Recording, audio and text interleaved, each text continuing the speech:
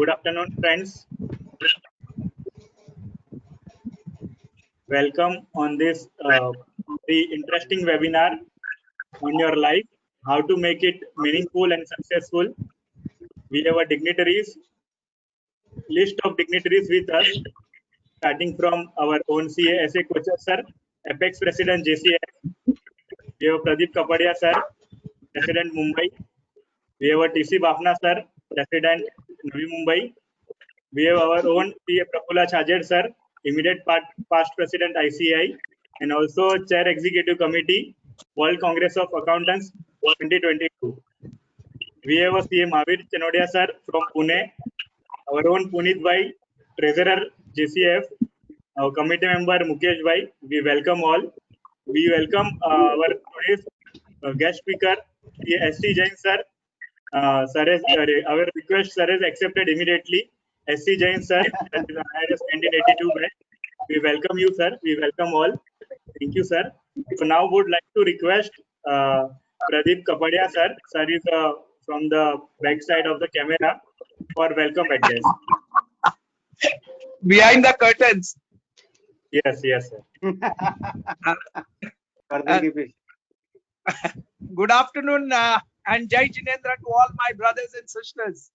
First of all, let me wish everyone a happy Guru Purnima, and to our TC Bafna sir for happy birthday. Many happy returns of the day, Bafna sir. We are extremely and it gives great pleasure in welcoming you all to this webinar, which is, I think, basically we have been doing webinars mostly on seminars or relating to education and all the lifestyle. Now we have come to something different. That is the fundamental rules for leading a successful and meaningful life. I think that is a must for all our chartered accountants, because we are, I don't know, we all are running, but we don't know where we are running. So that's a thing where if we come to know all these fundamental rules of leading a successful, a meaningful life, I would say more than a successful life. If you have lead a meaningful life, automatically the success will follow. That is what is my say. And for that, we have a very learned speakers with us, Shri Advocate H.C. Bafna sir. I think we have been so fortunate to have this two of the speakers within a span of 1 week. We had Advocate Jain Saab also, and our own immediate past president of our Institute of Chartered Accountant, Prafulla Chhajed. Both of them, one Jain Saab had come for our settlement commission, lecture on settlement commission and Vivad to Viswas scheme. And Prafulla ji had come for our lecture, our conference basically for adversity to advantage during this COVID period, post-COVID period. And they had been, everyone is aware that what a fantastic way of presenting the things that they have done. And see, more important was when Advocate H.C. Jain Saab was delivering his speech on this thing, but we could see his spiritual background also and his spirituality, knowledge about it. So we thought that yes, he is the person who can be on our webinar and can speak on the rules of leading a meaningful and successful life. For that's why I really welcome. And Prafulla ji Chhajed, I think what we have no words to express about Prafulla ji, because उनके लिए शब्द काफी नहीं है, वो शब्दों में कभी समा ही नहीं पाने वाले हैं, तो इनके लिए मैं ज्यादा कुछ नहीं कहूंगा. बस उनके बस हम सुन के हम अपने आप को तृप्त कर ले. That is what I would wish, and we would wait for them. And I would request now to navigate the proceedings further, and again wish you all a happy Guru Purnima, and we seek blessings from all our Gurudev also, and from all our senior brothers and sisters. Thank you very much. Now Virat, you can navigate the proceeding further. Thank you. Thank you, President sir. Now we would like to request Punit Bhai to have an introduction of Prafulla sir, a formal introduction of Prafulla sir. Jai Jinendra and Pranam to all. It's been a real pleasure and great honor to introduce, to JCAF, CA Prafulla Chhajed needs no introduction, but it's still a great pleasure to introduce CA Prafulla sir. And before that, happy Guru Purnima to all of you. And sir, हम आपको वंदन करते हैं प्रफुल्ल जी इसके लिए भी. और just to say, C. Prafulla sir has been trained under none other than respected CA Bansi S. Mehta, founder president of Bansi S. Mehta and Company. He has been dedicated to the regional council, that WIRC, and at central council for last so many years. Has served at the CH. He was immediate, as it has been said, he was immediate past president for the year 2019 and 20. Currently is also elected as the chair of executive committee of World Congress of Accountants, constituted by IFAC, and that entire World Congress shall be there in India under his guidance only. Prafulla sir is also director of CAPA, that is Confederation of Asia Pacific Accountants. He is also a special invitee of SMP committee of IFAC, that is former board member of SAFA.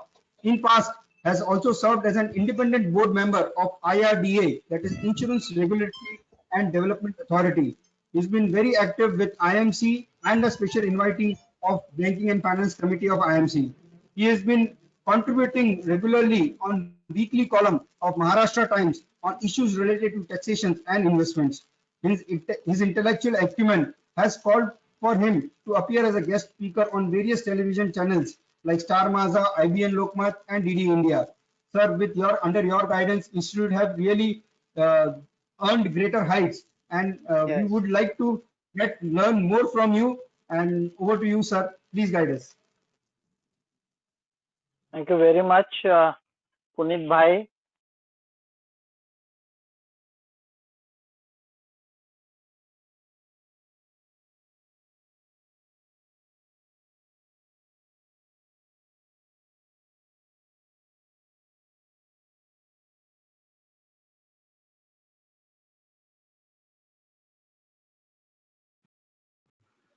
Audio नहीं आ रहा है. Audio hello. हाँ sir, आ रहा है sir, आ रहा है sir. हाँ, मैं कह रहा था सबसे पहले जय जिनेंद्र. और जैसा हर चीज में आजकल डिस्क्लेमर होता है, नीचे टर्म्स एंड कंडीशंस होती है. पुनीत भाई मेरे बहुत अच्छे मित्र है, तो इसी के लिए वो जब जब मुझे मिलते हैं मेरे बारे में कुछ उनका एक दोस्त के जैसा बहुत अच्छा बोलने को मन करता है. मैं इतना कुछ नहीं हूँ, और जो भी कुछ हूँ थोड़ा बहुत जिंदगी में आदरणीय अपने सबके गुरु महाराज श्री नए पद्म सागर जी महाराज, जिन्होंने न कोई आपको और हमको बट पूरे जैन समाज को बहुत अच्छी दिशा देने का, सबको साथ में बांधने का, और एक सारे अपने अपने प्रोफेशनल एरिया में किस तरह से हम प्रोग्रेस करें, उनको सबका एक आशीर्वाद है. और मुझे लगता है मैं भी कहीं ना कहीं एक अच्छी जगह पे जैसे जाते हैं, तो मैं गुरु जी के पास गया तो मैं बहुत बड़ा बेनिफिशियरी बन गया. आज गुरु पूर्णिमा का दिन है. गुरु जी से लगा के सबको मैं प्रणाम करता हूँ. आदरणीय कोचर जी जो अपने एपेक्स प्रेसिडेंट है जेसीएफ के, जिन्होंने पिछले कुछ साल में बहुत मेहनत करके एक जो जेसीएफ थी उसको एक वापस जैसे जैसे दूध का आइसक्रीम बनाते हैं वैसा सबको समेटा है. प्रदीप भाई अपने ओन स्टाइल में हमेशा एकदम सबको मोटिवेट करके रखते हैं. तो एक जेसीएफ की अच्छी बढ़िया टीम है. आज के प्रोग्राम में बापना जी, पुनीत भाई, विराग भाई, इन्होंने काफी मेहनत की. और सबसे बड़ी बात है कि हमको जो लीड स्पीकर बोल के आज है वो हमारे आदरणीय डॉक्टर एस.सी. जैन साहब है, जो पूर्व chief commissioner of income tax थे, और जो आज हमको और सबको एक leading successful and meaningful life. आप सोचिए, एक आदमी जो बड़ी लंबे समय तक इनकम टैक्स में या आईआरएस में अपना करियर बनाया हो, कई लोगों से डील किया हो, इतनी स्ट्रेसफुल लाइफ जिया हो, उसने इतना अनुभव आज जो मतलब मिलाया होगा, that he is going to share with us. Sir, on behalf of everybody also I'd like to welcome you. मैं कुछ बहुत ज्यादा तो कहना नहीं चाहूंगा बिकॉज समय बहुत छोटा है आज का वेबिनार का, और हमको अपने आदरणीय स्पीकर साहब को भी सुनना है. दो तीन चीजें मैं खाली बोल देता हूँ कि सबसे पहले मुझे जैन होने का बहुत गर्व है, क्योंकि थोड़ा बहुत भी, चलो मुझे जैन साहित्य का इतना अभ्यास नहीं है, लेकिन एक बचपन से लगा कि अभी तक जो हमने जैन का थोड़ा बहुत भी जो कुछ सिद्धांत पढ़े हैं, अगर हम वो सारे सिद्धांतों को being in the professional life also और पर्सनल लाइफ में भी हम अगर उसको थोड़ा बहुत भी फॉलो करेंगे, तो मुझे लगता है कि जो आज का जो टॉपिक है leading successful and meaningful life, वो बहुत एक अच्छी तरह से कवर हो जाएगा। जैन शासन में क्या कहा गया है, जियो और जीने दो। मतलब मुझे तो जीना है, लेकिन मेरे साथ पूरी इकोसिस्टम को जीना है। अगर मैं कोई बिजनेस में हूं तो ऐसे नहीं है कि खाली मेरा ही बिजनेस बढ़े, लेकिन बाजू वाले का भी बिजनेस कैसे बढ़ सकता है। एज अ प्रोफेशनल हूं तो ठीक है, मेरा जो एक्सपर्टाइज है, मुझे अपने परिवार के लिए, अपने ऑफिस के लिए जो मेहनत करना है वो करना है, लेकिन एक पूरी अच्छी से इकोसिस्टम, दो प्रोफेशनल मिलके देश के सामने एक प्रोफेशन का नाम कैसे बड़ा कर सकते हैं, वो एक है। उसके बाद में जैसा है कि फॉरगिवनेस है, मुझे लगता है ये जैन शासन का सबसे बड़ा एक जो चीज है, क्षमापना, जो आप और हम हमेशा मनाते हैं, तो ये भी एक बहुत अच्छी चीज है। उसके बाद में जैन शासन में बहुत सारी चीज है, परस्पर ग्रह जीवना, मतलब एक दूसरे को सपोर्ट कीजिए, एम्ब्रेस लाइफ एम्ब्रेस डेथ। जैसे जिस तरह से आपको जिंदगी मिलती है तो बड़ी खुशी होती है, पूरे परिवार को होती है, वैसे डेथ क्या है, डेथ भी एक मुझे लगता है कि खाली जैसे कहते हैं कि आत्मा अमर है और नए जनरेशन में जाना है, और अच्छे कर्म अगर हम करेंगे तो हमको अगला भव भी अच्छा मिलेगा। तो मुझे लगता है ये सारी कुछ चीजें हैं, लेकिन एक कहीं ना कहीं श्रावक होने के नाते और एक इंसान होने के नाते ये एक तो हमारी आउटर लाइंस हो गई, लेकिन हमको जब जीना है तो मुझे लगता है कहीं ना कहीं आप एक फंडामेंटल प्रिंसिपल, शायद मैं जिस पर जीने की कोशिश करता हूँ, मैं हमेशा ये अपने आप को कहता हूँ, it is one life and it is my life. जीवन एक ही बार है मेरे लिए आज की तारीख में, और जो मेरा अपना है, तो मैं मेरे जीवन को किस तरह से प्रोफेशनली, पर्सनली, मेरे पूरे समाज में किस तरह से ऊंचा करने की शायद अपन कोशिश करेंगे। मेरे थोड़े से कुछ अनुभव है, आप सबके आशीर्वाद से, प्रेरणा से मुझे कुछ एक ऑर्गेनाइजेशन जो इंस्टीट्यूट ऑफ चार्टर्ड अकाउंटेंट्स है उसका प्रेसिडेंट होने का अवसर प्राप्त हुआ, थोड़ी बहुत सेवा करने का प्रोफेशन को। कुछ कुछ चीजें जो मैंने देखी है, चाहे वो ग्लोबल लेवल पे हो चाहे नेशनल लेवल पे हो, और बहुत सारे सक्सेसफुल लोगों को जो मिला, सबसे पहली चीज होती है आदमी के अंदर में लीडरशिप है। हर इंसान लीडर है, लेकिन हमको क्या एक आदत हो गई है कि दूसरे किसी को लीडर देखने की होती है। और उसमें क्या होता है कि आप आपके बच्चे को पूछिए, उसको पूछिए आप आपका हीरो कौन है, वो बोलेगा पापा या मम्मी आप मेरे हीरो हो। तो जब आप एक बच्चे के हीरो हो सकते तो सबके क्यों नहीं हो सकते। तो मुझे लगता है सक्सेस का सबसे बड़ा मंत्र है कि हमको किसी से कुछ घबराना नहीं है, लीडरशिप पोजीशन लेनी है। और मुझे लगता है जेसी अपने पिछले 1-2 सालों में जो कार्य करा है, apart from this kind of webinars, उन्होंने पर्सनालिटी डेवलपमेंट से लगा के बहुत सारी कोशिश करी है कि जिस तरह से एक आदमी सक्सेस की तरफ बढ़ता जाए। अगर हम देखिए कुछ सालों पहले, 15-20 साल पहले, 25 साल पहले, शायद अली बाबा का नाम किसी ने सुना नहीं था। अगर आप उसकी हिस्ट्री देखोगे तो उसके घर में वो कंपनी बनी है। हम चाइना में क्यों जाए, इंडिया में देखो आप, इन्फोसिस करके कंपनी थी, वो 4 दोस्त मिले उन्होंने, और आज कहाँ के कहाँ गए।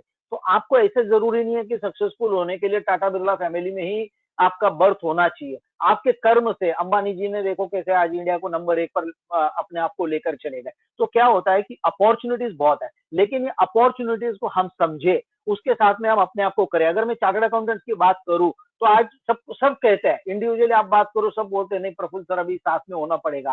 पहली बात, सब कहते हैं कि सर टेक्नोलॉजी की तरफ जाना पड़ेगा, लेकिन हम जब घर पे जाते हैं तब consciously how many of us are working towards it. So I feel कि if you want to become successful, what is good for somebody, it has to be good for you.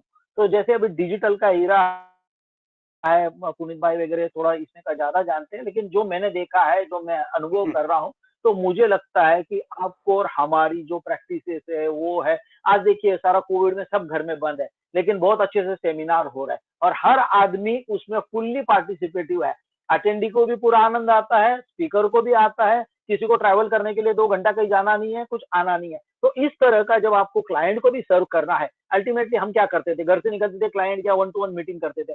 मुझे लगता है बहुत जल्दी, बहुत ही जल्दी इस तरह का माहौल सब जगह हो जाएगा कि जब आपको क्लाइंट से या उसके अकाउंटेंट के साथ बात करना है, वो भी ऐसे कोई प्लेटफॉर्म पे आ जाएगा, सामने सामने बात हो जाएगी, स्क्रीन शेयरिंग हो जाएगा, उसके यहाँ का टैली का बैकअप आपको ऑनलाइन आपके कंप्यूटर पे दिख जाएगा, और इस तरह से हम ऑडिट भी बहुत एक की जगह 2 कर पाएंगे। लेकिन उसके लिए वो सारी चीजें हमको सीखना बहुत जरूरी है। और जब तक हम ये नहीं सीखेंगे तो मुझे लगता है कि हम जो भी प्रोफेशन में है सक्सेसफुल नहीं हो पाएंगे। तो सबसे बड़ी बात है मुझे लगता है लीडरशिप की है। सेकंड और सबसे इंपॉर्टेंट बात जो मैंने देखी और मेरे एक 20 साल के पब्लिक लाइफ में, कम्युनिकेशन। आपको बहुत स्ट्रांग कम्युनिकेटर होना पड़ेगा। कम्युनिकेशन का ये मतलब नहीं कि आप लंबे लंबे स्पीचेस दीजिए या भाषण दीजिए, आपको फॉर्मल या इनफॉर्मल दोनों मोड में है, लेकिन किसी भी तरह से वो इंसान के साथ आपको कनेक्टेड रहना है। जब तक आप कनेक्टेड नहीं रहोगे, आपकी बातें सामने वाले को कैसे मिले। हाल ही में मैं कहीं पर एक कोई सेमिनार में गया था कुछ महीने पहले, और वहां पे मेरी ऐसी कई लोगों से मुलाकात होती है और किसी से मुलाकात हुई और फिर मैं घर आ गया और बाद में कुछ दिनों के बाद में शी इज अ गर्ल एक छोटे से शहर में महाराष्ट्र में, बाद में कहीं पर वो मुझसे कनेक्ट हुई तो मैंने देखा उसको सीए इंटर और सीए फाइनल दोनों में बहुत अच्छी रैंक्स आई है। मैंने उसको तुरंत उसका फोन नंबर ढूंढ के उसको मैंने थोड़ा सा एक थोड़ा भी सीनियर हो गया तो डाटा, मतलब बेटा तुम आपको दोनों रैंक है इंटर में फाइनल में, आपने मुझे बताया क्यों? बोले नहीं सर मैं घबरा रही हूँ। बोला कहीं पे आप बताओगे तो मैं कहीं ना कहीं आपके बेटर के लिए आपको कोई प्लेटफॉर्म खड़ा करने की कोशिश करूंगा। तो मुझे लगता है कि कम्युनिकेशन बहुत ज्यादा जरूरी है। तीसरा है कि एक अच्छी टीम, आपको टीम प्लेयर होना पड़ेगा। और चौथी और लास्ट बात है, बिकॉज उसके बाद में हम जैन साहब को सुनेंगे, कहीं पर भी लाइफ में खुद का जो ईगो है उसको नीचे रखना है और सामने वाले का जो ईगो है उसको ऊपर रखना है। बिकॉज हर आदमी की एम्बिशन होती है, हर आदमी का ड्रीम होता है। अगर आप उसके ड्रीम के साथ अपने आप को ड्रीम को मिलाएंगे तो मुझे लगता है आप जहां पर भी जाओगे सक्सेस आपके साथ में आने की कोशिश करेगा। लोग कम से कम आपके लिए कुछ नहीं कर पाएंगे तो आपके लिए निगेटिव नहीं करेंगे। तो मुझे लगता है बहुत अच्छा है, आज का प्रोग्राम बहुत ही सुंदर है। मैं कॉम्प्लीमेंट्स करता हूँ जेसीएफ को। वैसे तो मैं छोटा हूँ हर चीज में, I am not in a position to compliment, but जो कुछ थोड़ा बहुत देखा है और मुझे लगता है कि जिस तरह से हमारी क्वालिटी और हमारे जो एफर्ट्स एक पूरे के पूरे जेसीएफ प्लेटफॉर्म को बनाने के लिए सबके लिए कोचर जी, प्रदीप भाई और बाकी पूरी की पूरी टीम महाराज जी के गाइडेंस में जो बिल्ट हो रही है, एक बहुत अच्छा कदम है। और बहुत बहुत जल्दी जैसे टेक्नोलॉजी हमको पकड़ रही है, हम भी as a Jain chartered accountant federation मुझे लगता है हम भी बहुत अच्छा अपना रिलेवेंस मार्क्स एक सारे सोसाइटी में अभी हम करने की कोशिश करेंगे। मैं वंस अगेन बहुत बहुत धन्यवाद देता हूँ जेसीएफ को, मेरे सारे सीनियर्स को, सबको मेरा जय जिनेंद्र, सादर प्रणाम। जैन साहब सॉरी मैंने थोड़ा सा ज्यादा अगर बोल दिया होगा, आपका टाइम थोड़ा मैंने कम कर दिया होगा, बट क्या करें जेसीएफ अपने घर में है। और कैसे होता, आप जब घर में आते हो तो आपको फिर किसी के डर नहीं होता है, किसी की चिंता नहीं होती है। यहाँ के सीनियर भी आपको संभालते हैं, जूनियर आपको प्यार करते हैं। तो मुझे लगता है जेसीएफ का ये माहौल है और ये सब गुरुदेव की प्रेरणा है। गुरुदेव को भी बहुत बहुत वंदन करता हूँ, उन तक भी अपने सबकी शुभकामनाएं शुभकामना हमेशा है, गुरुदेव का आशीर्वाद है। इसी की तरफ मैं वापस अपने शब्द रोकता हूँ और विराग भाई पुनीत भाई की तरफ वापस माइक को बढ़ाऊँ। Thank you so much. Thank you so much sir, thank you so much, it's wonderful. Sir आप तो डायरेक्टर भी रहे, जेसीएफ के डायरेक्टर भी थे आप। Now would like to request our today's birthday boy CA TC Bafna sir to introduce Dr. SC Jain sir. Thank you, Viraj. First of all, I welcome to all the dignitaries on dais, and thank you again to Viraj for giving me an opportunity to heartiest warm welcome of most honorable IRS Dr. S.C. Jain sir. He is a very honorable personality of Indian Revenue Services. He served in Income Tax Department in Delhi, Calcutta, Bombay, Chennai, Lucknow, etc., up to the Principal Commissioner and Chief Commissioner of Income Tax. He served as a Vice Chairman of Income Tax Settlement Commission for 3 years and involved in the settlement of around 300 complicated cases. He has a very vast experience of search and seizure matters and settlement cases. He has handled challenging charges like Commissioner of Income Tax Central, Direct Criminal and Investigation matters at Bombay. So he is a very great man. After retirement in 2019, he actively involved in guiding the tax professional on direct taxes matters. He is a source of inspiration to all of us. He is a true friend, guide, mentor to all our tax professionals. He is a regular speaker on tax and spiritual subject, for example, theory of karma, meditations, Gita, which are available on YouTube also. So most welcome, most honorable distinguished guests on this board on dais. So welcome SC Jain sir on this platform. Thank you very much again.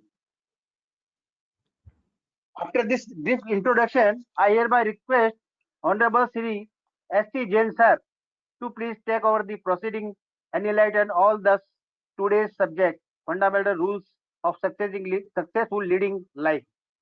Thank you very much. Most welcome, Jain sir, on this platform. Thank you, Bafna ji. I am audible. My voice is reaching. Yeah. Okay. Thank you so much, Bafna ji, for nice words for me at the occasion of Guru Purnima. my pranam and my thanks to Prafulla Sajed sir, Kochar Saab, Mukesh Solanki ji, Virag Shah, Mahavir ji, and Puneet Mehta, and all the participants here. In fact, Guru Purnima में जो गुरु शब्द है वो होता है गु माने अंधकार और रे माने हटाने वाला। तो जो भी जिसके जीवन से अंधकार हटाने में समर्थ हो या हेल्प करे वो गुरु है। तो ये गुरु एक तत्व है, गुरु कोई व्यक्ति का नाम नहीं है। तो अपने जीवन में जहाँ पे हम आज खड़े हैं उसमें कितने लोगों का उसमें योगदान रहा है ताकि हम यहाँ पे पहुंचे हैं, और हम म्यूचुअल एक दूसरे को सपोर्ट करते हैं, तो वो गुरु तत्व ही है जो एक दूसरे को सपोर्ट करता है। तो गुरु तत्व के लिए आज ये गुरु पूर्णिमा के दिन हमको एक दूसरे को म्यूचुअली ग्रेटिट्यूड का भी फीलिंग करना चाहिए और थैंक्स भी कहना चाहिए। Thank you. मेरा सब्जेक्ट आज का है how to lead a successful and meaningful life, what are the fundamental rules. मैं थोड़ा हिंदी इंग्लिश में मिक्स करके बोलूंगा, उसमें कोई तो प्रॉब्लम नहीं है मेरे ख्याल से, वो ठीक रहेगा। जैसा कि अभी कुछ साजिद साहब ने भी बताया और उससे पहले ये भी बताया गया कि केवल सक्सेसफुल लाइफ से ही हमको तृप्ति का भाव नहीं होता, हमें संतोष का भाव नहीं होता। हमारे जीवन में अर्थ होना चाहिए, सार्थक जीवन होना चाहिए। तो इसीलिए यदि पूरे जीवन को हम दृष्टि करें तो हमारे जीवन का गंतव्य है कि हमें जीवन में सफलता भी मिले और जीवन में अर्थ भी मिले। तो इसकी पहले परिभाषा होनी चाहिए कि सफलता और सार्थक जीवन की क्या परिभाषा है। तो इसमें है एक तो जो भी मेरी मटेरियल नीड्स हैं, जो भी मेरी वांट्स हैं, उनका फुलफिलमेंट, मेरे आजीविका से संबंधित हो सकती है, मकान से संबंधित हो सकती है, जो भी मटेरियल वांट्स हैं, तो उसका एक टर्म है संपन्नता, एबंडेंस। एबंडेंस एक मानसिक स्थिति है कि I feel I am having everything, God has given me enough, वो तृप्ति का भाव। फिर एक हेल्थ के पॉइंट से मेरी एक अच्छा स्वास्थ्य होना चाहिए, वो भी सक्सेस और सार्थक जीवन के लिए जरूरी है। माइंड के लेवल पे I must have piece of mind, वो भी बहुत जरूरी है। उसके बाद रिलेशनशिप इज अनदर एस्पेक्ट कि मेरे अपने परिवार परिजनों से, अपने कुटुंबीजनों से, अपने समाज से बहुत अच्छे स्वस्थ और प्रेमपूर्ण रिश्ते रहें, उससे मेरे जीवन में हर्ष और उल्लास रहता है।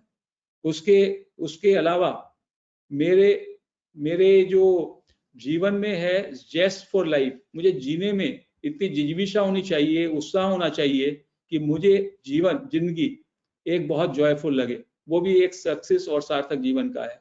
और जो सब में इम्पोर्टेंट है वो है कि मेरी लाइफ में कुछ क्रिएटिविटी होनी चाहिए, जिस क्रिएटिविटी के एक्सप्रेशन से मैं टाइमलेसनेस में पहुंच जाता हूँ, मुझे समय का भी अनुभूति नहीं रहती और मुझको लगता है कि कहीं मैं इसके लिए बना हूँ।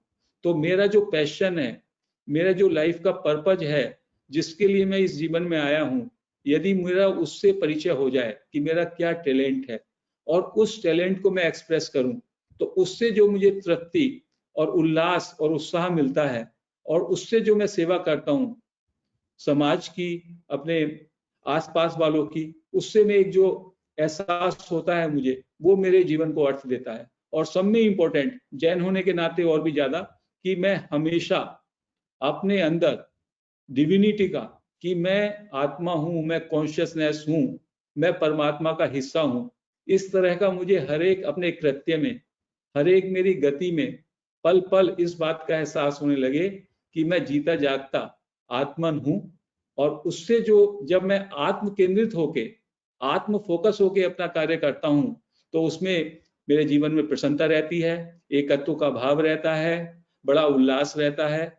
और जो बहुत सारे जो आइसोलेशन है, सेंस ऑफ सेपरेशन है, ईर्ष्या है, द्वेष है, उस सब से मैं ऊपर उठ जाता हूँ। तो जीवन का भी यही उद्देश्य है और अध्यात्म का भी यही उद्देश्य है। तो इस लेक्चर का जो मैं ये टॉक दे रहा हूँ, इसका पर्पज यही है कि हम उन आध्यात्मिक मूल्यों को, उन नियमों को एक बार पुनरावृत्ति करें जो हमारे जैन आगमों में भी कहा गया है, हिंदुओं के सनातन धर्म में भी कहा गया है। वास्तव में हर एक रिलीजन में एसेंस में उन्हीं बातों को कहा गया है। उनके कहने का तरीका अलग हो सकता है, लेकिन एसेंस में वो सभी हैं। तो मैं फर्स्ट रूल से शुरू करता हूं। पहला नियम है नोइंग योर एसेंस। प्रत्येक व्यक्ति को यदि इस सफलता की जो मैंने व्यापक परिभाषा दी, जिसमें कुछ बचता ही नहीं है, आपका हेल्थ है, आपका माइंड है, रिलेशनशिप है, आपका परस्यूट ऑफ पैशंस है, and experiencing divinity in every activity on day to day basis. इस सब के लिए सब में पहले आपको अपना एसेंस, आपका सार क्या है, what are you, who am I, इसको समझना होगा।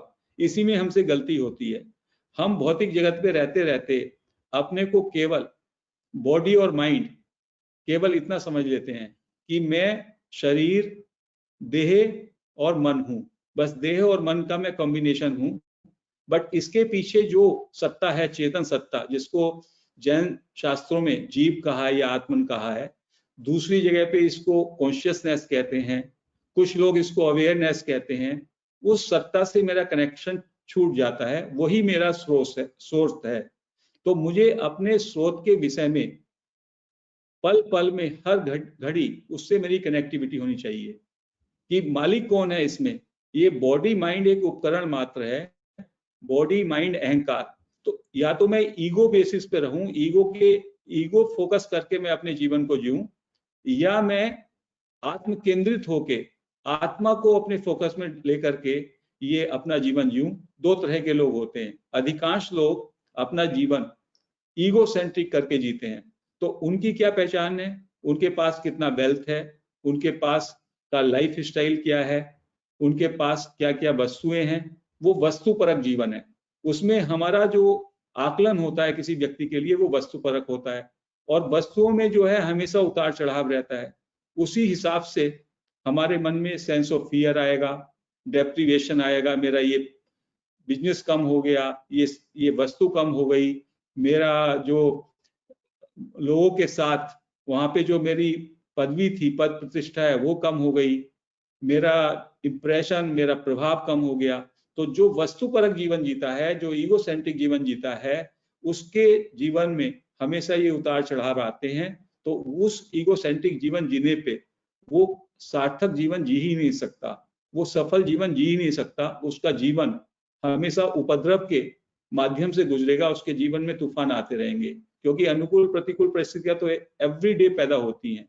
और यदि केवल हमारी पहचान हमारी वस्तुओं से है, हमारा जो ईगो है उसके हिसाब से हम चलते हैं, तो हम लोग हमेशा डगमगाते रहेंगे, हमारे माइंड में एंजाइटी रहेगा, फियर रहेगा। तो दूसरा जो दृष्टिकोण है, जो व्यापक दृष्टिकोण है और जो स्पिरिचुअल दृष्टिकोण है, उसमें मैं अपने एसेंस को पहचानता हूं कि मेरा एसेंस है चेतन सत्ता, उसको आत्मा कहिए या अवेयरनेस, वो मेरा स्रोत है। और जो मेरा स्रोत है, एसेंस है, जिससे मेरी ये बॉडी माइंड क्रिएट हुई है, बुद्धि क्रिएट हुई है, अहंकार क्रिएट हुआ है, यदि मैं उससे जुड़ जाऊं तो उसी चेतन सत्ता से सारा यूनिवर्स क्रिएट हुआ है। सबके क्रिएशन का एक ही आधार है, प्योर कॉन्शियसनेस। जिस चेतना ने मेरे शरीर को, मेरे मन बुद्धि को बनाया, उसी चेतना से बाकी दूसरे प्राणी और उसी चेतना से सारे संसार का निर्माण हुआ है। तो हम स्रोत के लेवल पे सब एक दूसरे से जुड़े हुए हैं। महावीर ने भी ये बात कहा, दूसरे शब्दों में कहा, परस्परो ग्रहो जीवानाम, सारा जीवन एक दूसरे पे आश्रित है। आज कोरोना के टाइम में भी ये बात हो रही है कि एक छोटा सा कोरोना, नॉन लिविंग ऑर्गेनिज्म, उसने थोड़ा सा उपद्रव किया तो सारे जीवन में अस्थिरता आ गई। तो हम लोग अपने स्रोत के स्तर पे सब एक दूसरे से जुड़े हुए हैं। एक तो हमको अपने को उस स्रोत से कनेक्ट करना पड़ेगा, और जैसे ही हम उस स्रोत से जुड़ जाते हैं, विच इज अवर एसेंस, तो वो एसेंस बहुत पावरफुल है।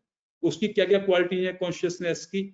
इनफाइनाइट पॉसिबिलिटीज, उसमें अनंत संभावनाएं हैं।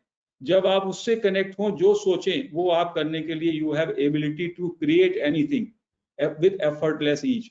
इनफाइनाइट क्रिएटिविटी है उसमें, दूसरा उसका गुण है। इनफाइनाइट इंटेलिजेंस है उसमें, जो कॉन्शियसनेस है, जो हमारा सार है, जो हमारा सब्सटेंस है, उसमें इनफाइनाइट इंटेलिजेंस है। उसमें इनफाइनाइट ब्लिस है, उसमें जॉय भी पूरा है, और उसमें क्रिएटिविटी पूरी है, उसमें इंटेलिजेंस पूरी है, उसमें इनफाइनाइट पोटेंशियलिटी है। कुछ भी आप, एनीथिंग यू कैन क्रिएट। और रिलेशनशिप में भी उसमें जो है absolute relationship with entire universe, क्योंकि फीलिंग ऑफ वननेस है उस स्रोत में। लेकिन जब हम ऊपरी सतह पे देखते हैं अपने को, तो जैसे समुद्र है, समुद्र की ऊपर लहरें और छोटे छोटे जो बूंदे होती हैं या जो बुलबुले होते हैं वो अपने को अलग अलग मानते हैं एक दूसरे से, बट 2 मिनट में वो नष्ट हो जाते हैं। बट समुद्र के नीचे जाके देखें तो सब एक ही है। ऐसे ही हम सभी का स्रोत एक ही है, वो चेतना है, कॉन्शियसनेस कहिए, अवेयरनेस कहिए, लेकिन ऊपरी सतह पे हम जीवन जीते हैं, ईगो के लेवल पे जीते हैं, इसलिए हम लोगों का जीवन भ्रामक होता है। हमारे जीवन में स्ट्रेस आता है, हमारे जीवन में एंजाइटी आती है, हमारे जीवन में लाभ और हानि का हमारे ऊपर ज्यादा फर्क पड़ता है। तो पहला स्पिरिचुअल प्रिंसिपल है you know your nature, no thy self. Socrates ने भी कहा, ये ग्रीक फिलोसफर्स ने भी कहा, हम महावीर ने भी ये कहा, नो दाई सेल्फ, अपने को जानो आप क्या हो। बुद्धा ने भी ये कहा, और फिर कहा be a light to yourself. तो पहले हमको अंदर, अपने अंदर में जाना है और अपने स्रोत से कनेक्ट होना है। अब हम स्रोत से कैसे कनेक्ट हो सकते हैं, क्योंकि समय की सीमा है, उस हिसाब से मैं थोड़ा थोड़ा टच करते हुए इन सूत्रों को बताऊंगा। तो अंदर से ज्वाइन करने का 2-3 तरीके बताए गए। पहला तो है you observe silence every day. आप जब साइलेंस जाते हैं और आपका जो मन है जिसमें विचार आते हैं जाते हैं और वो हमेशा चिंतन और विवेचना करता रहता है, नरेटिव कहता रहता है, माइंड में हमेशा स्टोरी चलती रहती है। तो यदि अर्ली मॉर्निंग में आप थोड़ा शांति से बैठें, यदि वो साइलेंस ऑब्जर्व करें, तो धीमे धीमे कभी कभी ऐसा होगा कि साइलेंस पल आएंगे। जो वो साइलेंस है वही उसका स्वभाव है, कॉन्शियसनेस का भी। जैसे ही आप टोटल साइलेंस में जाते हैं internally, so you get connected to your source. That is one. Another is doing meditation every day. When we do meditation, जब हम ध्यान करते हैं, प्रेक्षा ध्यान करें, श्वास प्रेक्षा करें, आनापान सति करें, कोई भी तरह का ध्यान करें जिससे हमारे विचार जो हैं, विचार रुकें, मन हमारा शांत हो, तो हम अपने स्रोत से, जो कि चेतना है, उससे हम कनेक्ट होते हैं, अपने स्रोत से कनेक्ट होते हैं जिसमें सारी पावर है। तो वो दूसरा है meditation, doing meditation in the morning, in the evening. हम लोगों ने रिचुअल्स में प्रेयर्स और कुछ स्तुति पढ़ना शुरू किया, बट स्तुति में हम लोग पूरी तरीके से फोकस नहीं होते। नहीं तो उस स्तुति से भी मेडिटेशन हो सकता है, बट यूजुअली हमारा माइंड कहीं और होता है और हम उसको पढ़ते हैं, तो उसका कोई ज्यादा प्रभाव नहीं होता। तो इसलिए मेडिटेशन करना बेटर है। In meditation you go into that silence.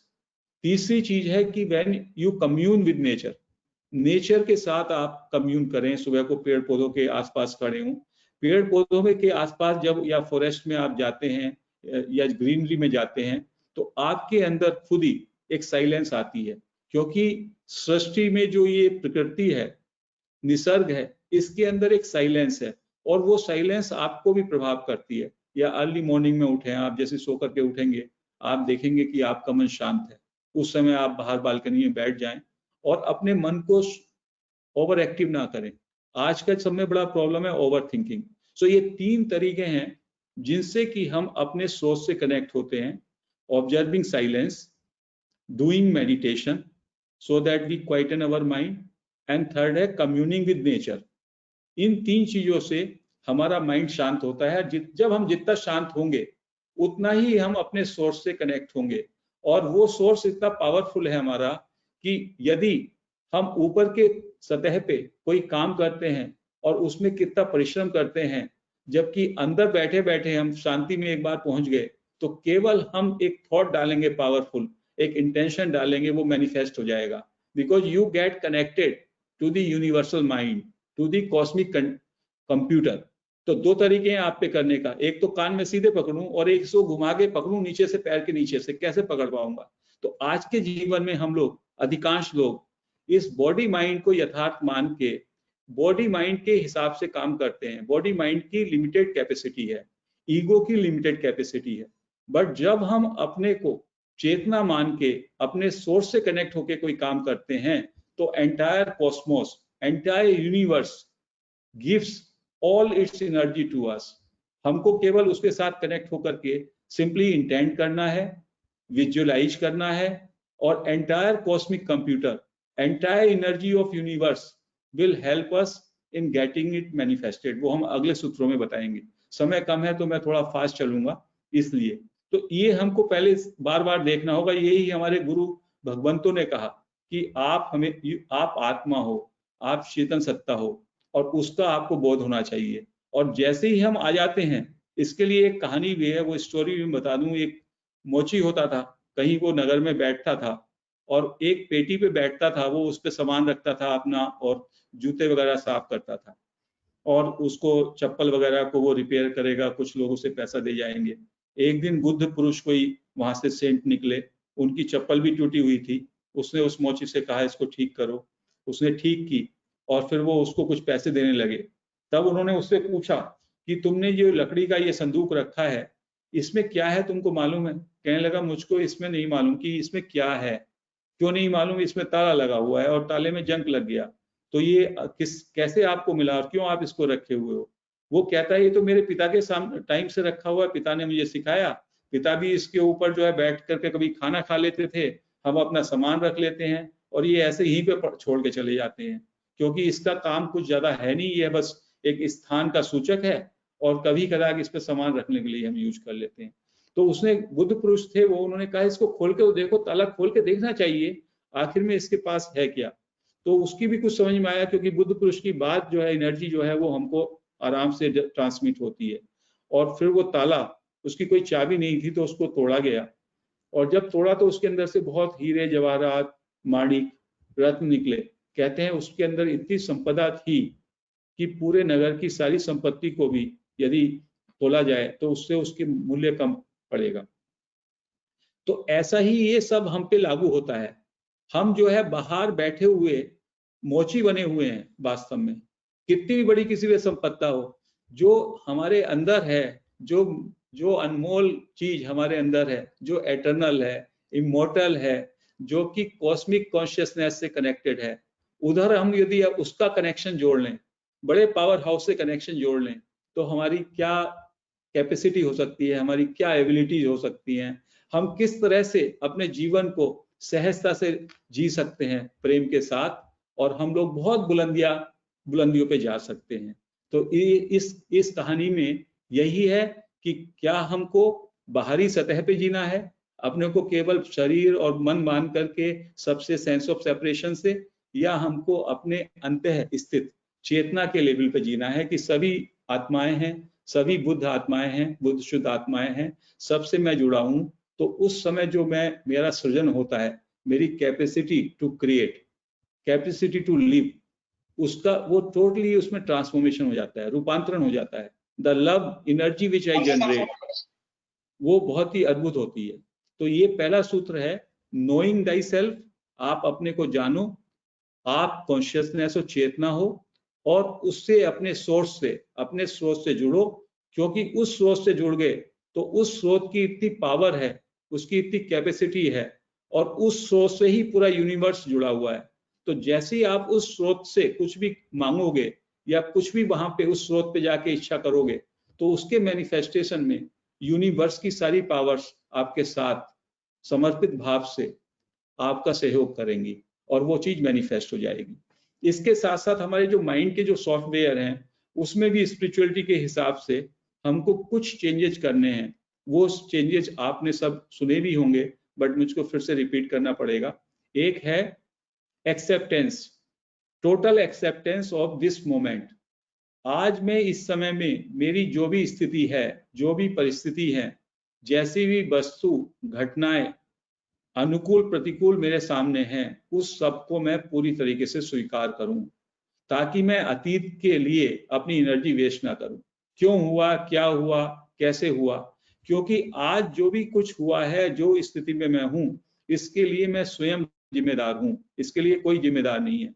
I have created this situation because of my karmas, because of my steps, जो मैंने इस जन्म में लिए, पिछले जन्म में लिए, कितने जन्मों में लिए, उस सब का जो एग्रीगेट परिणाम है, उस परिणाम के कारण आज मेरी ये स्थिति है।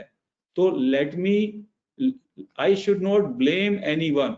मुझे किसी भी व्यक्ति को, किसी भी स्थिति को, किसी को ब्लेम नहीं करना है। मुझको सर्व स्वीकार्यता के भाव से, टोटल एक्सेप्टेंस के भाव से उसको जो है स्वीकार करना है। जैसे किसी का मकान है, वो तूफान में गिर गया, अब तूफान में गिर गया, तो मान लो मेरा मकान है, तूफान में गिर गया, तो वो तो गिर गया।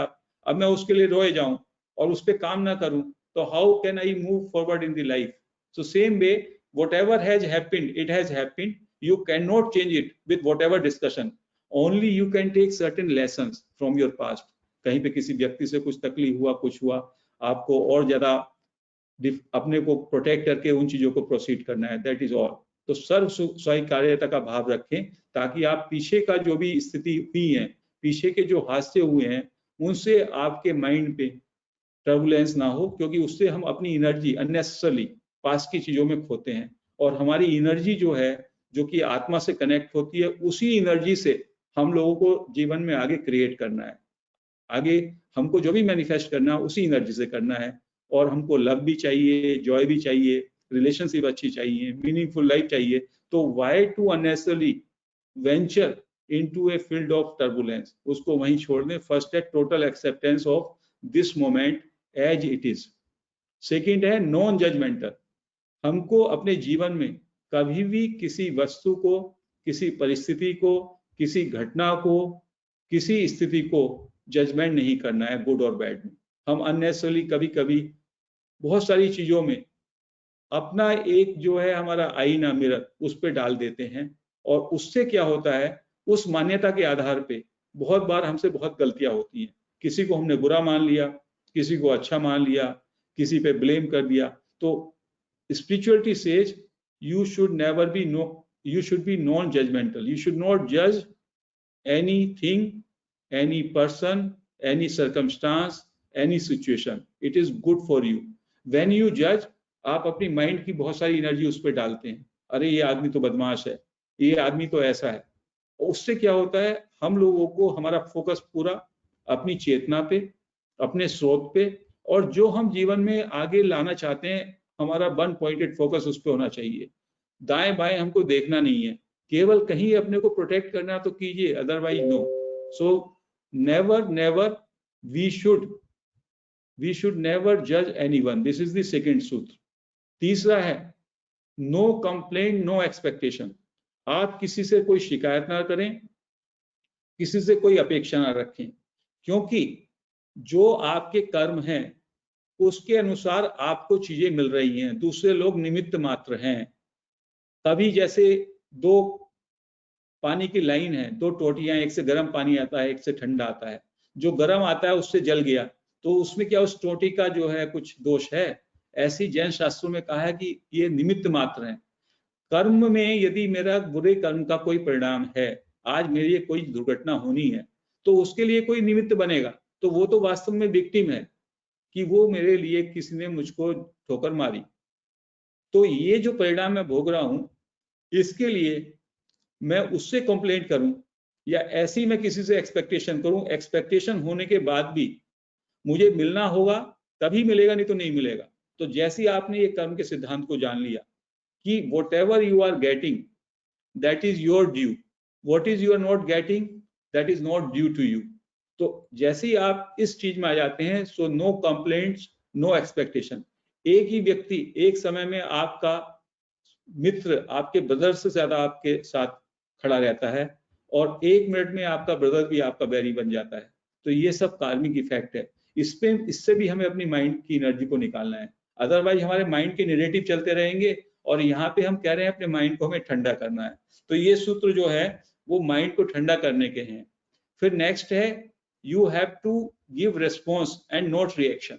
हम हर एक स्थिति में हम लोग क्या करते हैं, हमारा रिफ्लेक्स माइंड होता है. किसी ने बुरा कहा, हम उसको एकदम गुस्से का प्रतिकार या गुस्से का जो रिएक्शन होगा वो गुस्सा होगा, अच्छे का अच्छा होगा. तो ये कहते हैं कि नहीं, उसने जो कुछ किया, उधर से एक बॉल आई, बट यहाँ बॉल पकड़ के अब हमको बॉल कैसे फेंकनी है, तो हमको सोच समझ के कॉन्शियसली अपना रिस्पॉन्स देना है. इससे भी हमारा माइंड जागृति में जाएगा और हमको ठंडा भी, हमें ठंडापन महसूस होगा. फिर है कि आप जो है हमेशा पॉजिटिविटी पे कंसंट्रेट करें. आपकी तरफ से जो भी कुछ एक्शन हो वो पॉजिटिव होने चाहिए, नो नेगेटिव एक्शन. उसका सिद्धांत मैं बाद में लॉ ऑफ अट्रैक्शन का बताऊंगा. यदि हम कहीं भी कोई निगेटिविटी लाते हैं तो उससे एक फ्रीक्वेंसी क्रिएट होती है, और वो फ्रीक्वेंसी वापसी लाइक अट्रैक्ट्स लाइक वाली फ्रीक्वेंसी से होता है. और एक और बहुत बड़ा सूत्र है जो यहीं पे इसी लेवल पे बता दूं कि हम लोगों को हर एक बैड सिचुएशन में, प्रतिकूल स्थिति में भी सिल्वर लाइनिंग को देखना चाहिए. कोरोना है, कोरोना के लिए लोग अब ट्राई कर रहे हैं। Corona has been a very gift. Nature अपने को कितना हील कर लिया। आप लोगों को घर में बैठने का टाइम नहीं था, घर में बैठ रहे हैं, स्वाध्याय कर रहे हैं, सज्जन संगति कर रहे हैं, लर्निंग को बढ़ा रहे हैं। तो हर एक चीज जो है उसका एक कोई भी ऐसी सिचुएशन नहीं है इस द्वंदात्मक सृष्टि में जिसकी कोई पॉजिटिव साइड ना हो। तो हम लोगों को हमारी जो दृष्टि है वो दोष दृष्टि ना होकर के गुण दृष्टि, और यदि हम सेंट्रल लेवल पे जाते हैं तो मंगल दृष्टि होनी चाहिए। जो भी है वो नेचर क्रिएट कर रही है, यूनिवर्स क्रिएट कर रहा है, और उसमें कुछ ना कुछ तो अच्छा है। यदि हम उसको अच्छे को देखने में लग जाएंगे तो हमारे सामने कुछ ऐसा बुरा रहेगा ही नहीं। और एक जो और इम्पोर्टेंट है वो है ट्राइंग टू ओवरस्ट्रेच। जब हमें कोई बहुत बड़ी प्रॉब्लम आए तो हम उसके सामने घुटने टेक देते हैं। घुटने नहीं टेकने हैं, क्योंकि हमारा स्रोत तो इनफाइनाइट है, अनंत है, उसमें अनंत संभावनाएं हैं। तो किसी भी प्रॉब्लम को सॉल्व होने के तो अनंत तरीके हो गए, तो हम लोगों को ढूंढते रहना है। इसके लिए लोग एक एग्जाम्पल देते हैं, बुद्ध पुरुषों ने एक एग्जाम्पल दी, वो है ईगल की। वो कहते हैं कि बारिश होती है, बारिश जैसे ही शुरू होगी जितने भी चिड़ियां हैं, पक्षी हैं, वो सब अपने अपनी घोंसलों में या शेल्टर में आ जाएंगे, क्योंकि बारिश होने वाली है। बारिश में वो जो है फ्लाई नहीं कर सकते। ईगल को नहीं मानना है, तो वो ईगल बारिश से ऊपर अपने को ले जाता है।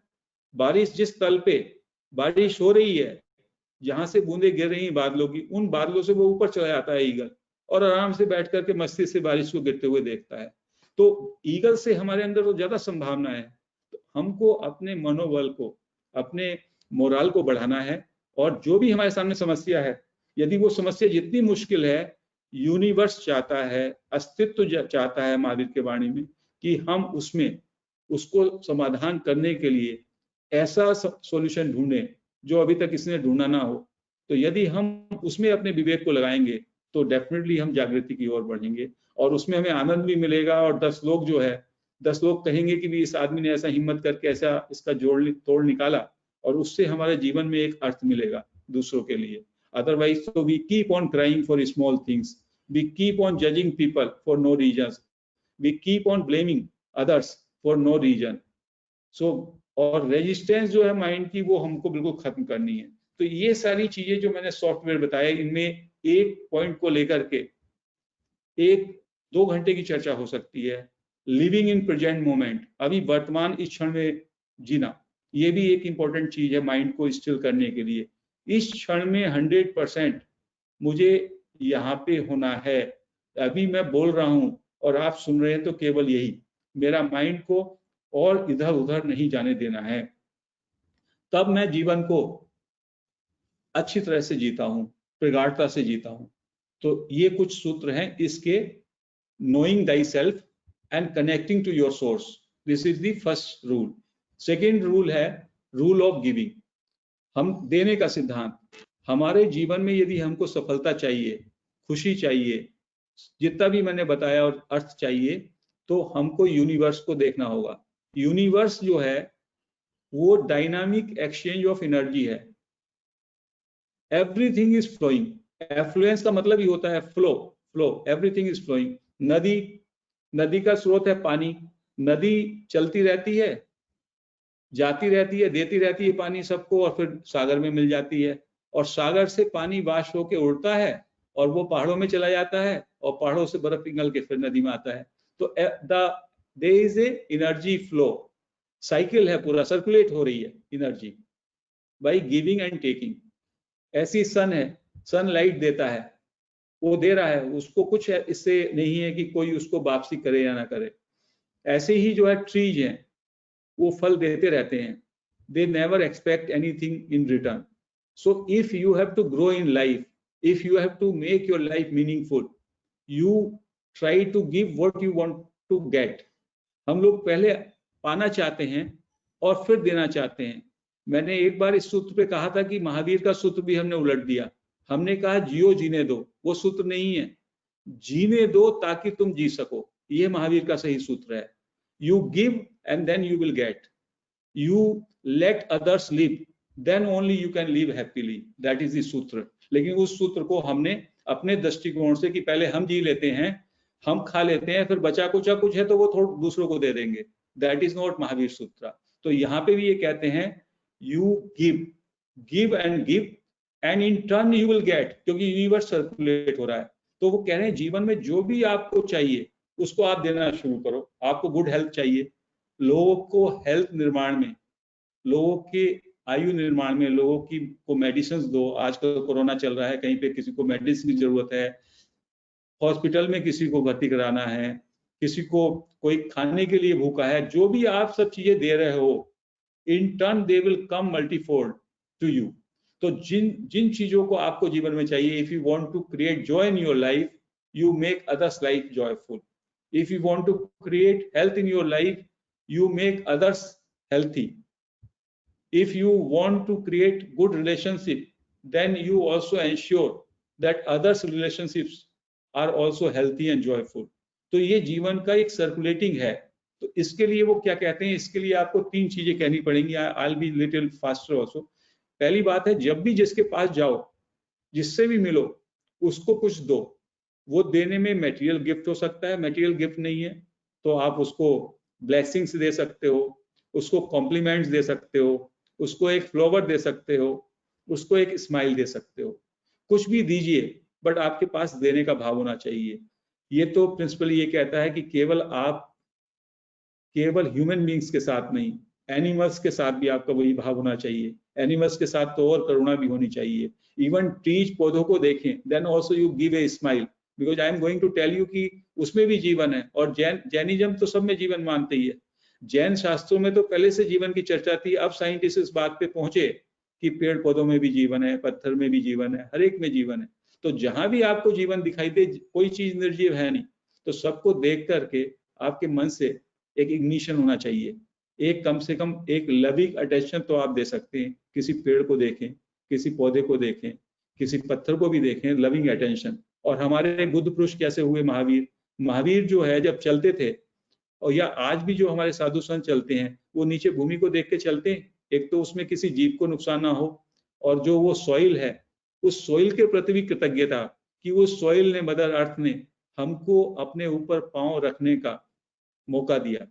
तो कृतज्ञता का भाव, तो वो कृतज्ञता का भाव होना चाहिए। Once we fill our life with gratitude, with love and compassion, so life में इतनी जागृति आ जाती है कि आपको जो है हर पल, हर क्षण life is bubbling with Joy, with bliss.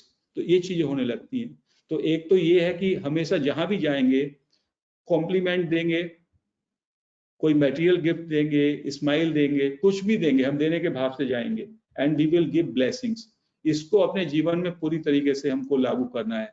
And we should not expect anything in return, क्योंकि हम किसी को देते हैं तो हमको वहां से वो चीज नहीं मिलेगी। Universe will give it back through some other source.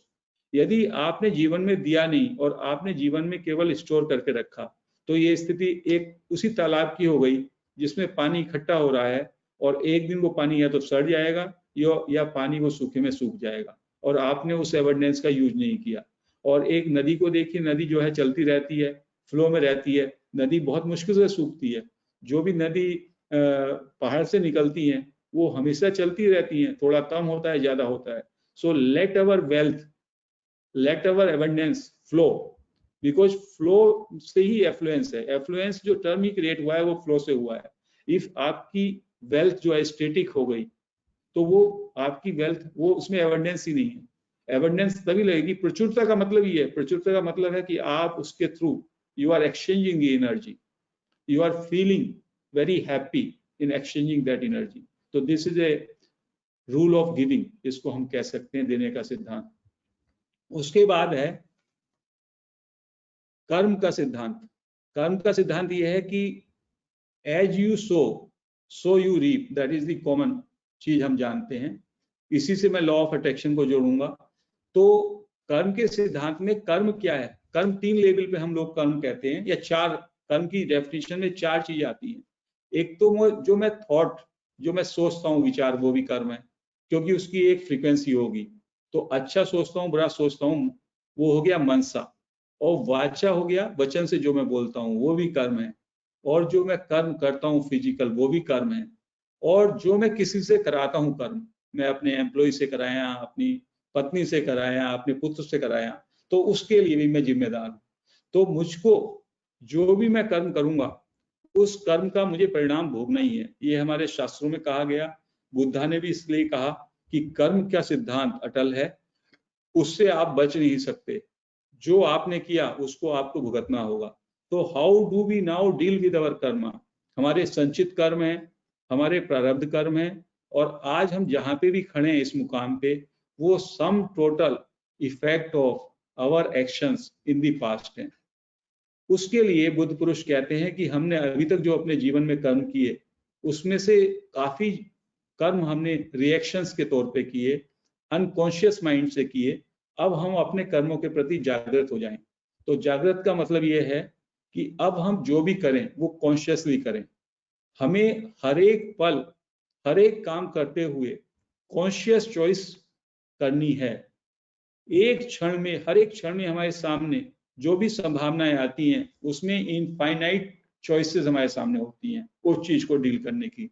लेकिन हम अपने कंडीशन माइंड से, रिफ्लेक्स एक्शन से हम सोचते भी नहीं, ऑटोमेटिकली वो काम वैसे ही हो जाता है। तो आज से यदि हम ये देखें, छोटे कर्मों को छोड़ दीजिए, खाने का है, पीने का है, थोड़ा चलने फिरने का है, वैसे तो एक कदम उठाना वो भी कर्म है और उसमें भी आपको जागृति होनी चाहिए। यदि महावीर हैं, बुद्ध हैं, तो वो, मैं हाथ भी उठा रहा हूं तो वो भी जागृति और फुल अटेंशन के साथ उठाना चाहिए। तो जो बड़े कर्म हैं या जो जिनका कुछ रेमिफिकेशन है, किसी ने मुझे गुस्से में कुछ कहा, अब उसका जो मैं ये आगे रिस्पॉन्स देना है वो मेरे सामने चॉइस है। मैं उसको शांत भी कर सकता हूँ, उससे अपोलॉजी भी मांग सकता हूँ, उसकी व्यथा के विषय में सोच सकता हूँ, या उसने मुझे गाली दिया या गुस्सा किया तो मुझे उसका वापसी वैसे ही देना है, वैसे ही दूंगा। तो मैं उस कार्मिक जो वो चेन है, कड़ी, उसको आगे बढ़ा रहा हूँ। तो मास्टर्स कहते हैं, स्पिरिचुअल मास्टर्स कहते हैं, you have to think, you have to pause, और उसका हम किस तरह का रेस्पॉन्स दें, किस तरह की चॉइस बनाएं, ये हमको सोचना है। और चॉइस बहुत सारी हमारे सामने होती हैं, बट उसमें से सब में अच्छी चॉइस एक ही होती है। वो चॉइस कैसे जाने? तो उन्होंने उसके दो मापदंड बताए। एक तो ये मापदंड बताया उस चॉइस का कि जिस चॉइस को इम्प्लीमेंट करने में आपको और आपके जो उससे अफेक्टेड पार्टी हैं सबको सुख पहुंचेगा, सबको अनुकूलता आएगी, वो चॉइस अच्छी है। यदि किसी ने मुझे गाली दी और मैंने वापसी में उसे गाली दे दी, तो उससे हो सकता है मेरा तो ईगो सेटिस्फाई हो जाए, हालांकि मुझको भी अच्छा ही लगेगा, बट वो आदमी को तो भी तो बुरा लगेगा और हमारा आपस में बैर बढ़ेगा। और इसमें मैं उसको हूँ, यार शांत हो जाओ, अच्छा बताओ आपके मन में क्या प्रॉब्लम है, आई सीक अपोलॉजी, उसके बाद आपको कितना अच्छा अनुभव होगा। तो ये उसमें कहते हैं कि you see the choice which you are going to make, whether it is going to give comfort and make you happy and also those who are affected by this choice। एक तो ये सिद्धांत है। इसमें गांधी का भी सिद्धांत आता है कि आप जब भी कोई कर्म करते हो तो अपने को अपोजिट पार्टी के शूज में रख लो, उसकी स्थिति में रख लो। दूसरा ये है कि जब भी हम चॉइस बनाएं तो हमारा जो हार्ट रीजन होता है, यहाँ पे एक सेंसेशन आती है, उसको कभी आप सोचेंगे, जब वो बड़ा डिसीजन होता है कभी, तब तो हमको लगता है, तो वो हार्ट में हमें एक फीलिंग ऑफ कंफर्ट आती है कि ऐसा करेंगे तो हमें अच्छा लग रहा है। मान लो हम अभी कहें कि हम चीट करें किसी को, आपको lot of feeling of discomfort होगा, या किसी से झूठ बोलें, डिस्कम्फर्ट होगा। तो हमारा हार्ट जो है वो इमोशनल होता है और वो जो है आपको इंडिकेट देता है कि this is not comfortable. So you go by the language of the heart, heart की वॉइस से जाइए, जो कंफर्ट लगे उन चॉइसेस में से उस चॉइस को चूज कीजिए और उसको जो है आप, उससे आपको कंफर्ट मिलेगा, that will be the choice, right choice. तो ये तो हो गया, आज से हम अपना जो कर्म करें, कर्म जागृति से करें, कॉन्शियसली करें, और ताकि हम आगे के लिए उन कर्मों के ऐसे परिणाम ना आए प्रतिकूल, जिसकी वजह से हम फिर से विक्टिम बने या अपनी कड़ी, कर्म की कड़ी को आगे बढ़ाएं, जिनके साथ भी हमारा कुछ बैर भाव है, कुछ उलट पुलट हुई है।